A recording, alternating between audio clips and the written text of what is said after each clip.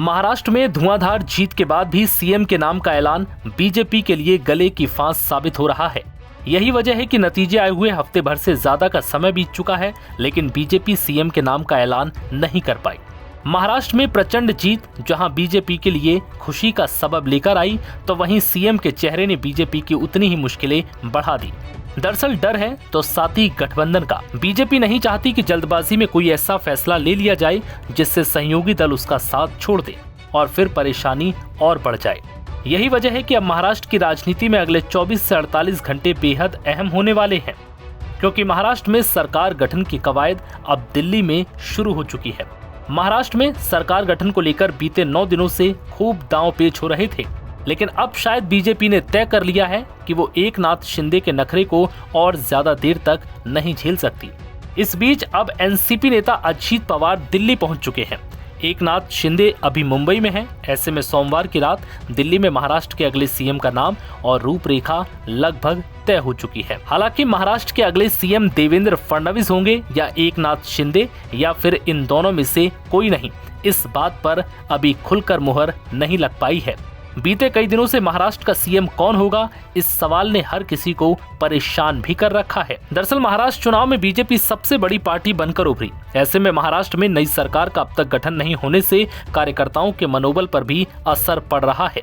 शायद इसलिए बीजेपी ने शिवसेना नेता एकनाथ शिंदे को किनारा कर एनसीपी नेता अजीत पवार को दिल्ली बुलाया है।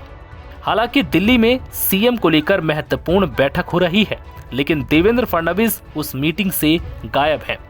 बीजेपी बहुमत के आंकड़े से महज 13 कदम पीछे है, यानी महाराष्ट्र विधानसभा की 288 सीटों में से बहुमत के लिए 145 सीटें चाहिए। बीजेपी ने इस चुनाव में 132 सीटें जीती हैं।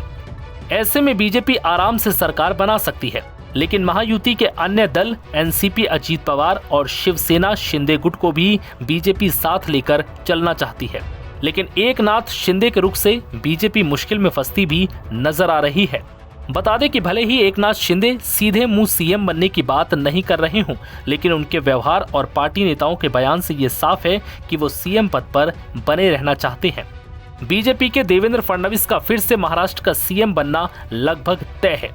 इसके बावजूद चुनाव नतीजों के 9 दिन बाद भी औपचारिक तौर पर सीएम फेस पर स्थिति साफ नहीं होने के कारण ये परिस्थिति साफ इशारा कर रही है कि महायुति में सब कुछ ठीक ठाक नहीं चल रहा। इसी बीच एनसीपी नेता अजीत पवार दिल्ली में हैं। हालांकि इस बीच देवेंद्र फडणवीस का दिल्ली नहीं पहुंचने से एक और आशंका पैदा हो रही है कि क्या देवेंद्र फडणवीस का कोई विकल्प खोजा जा रहा है।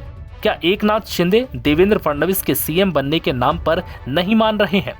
राज्य के कार्यवाहक मुख्यमंत्री एकनाथ शिंदे क्यों बार बार अपनी बैठकें रद्द कर रहे हैं? क्या 5 दिसंबर को सिर्फ मुख्यमंत्री ही शपथ लेंगे? सवाल ये भी है। एकनाथ शिंदे किस वजह से दिल्ली नहीं आ रहे? इन सारी बातों पर, इन सारे सवालों पर अब अगले 24 से 48 घंटे में पर्दा उठने की संभावना है। एनबीटी ऑनलाइन की रिपोर्ट।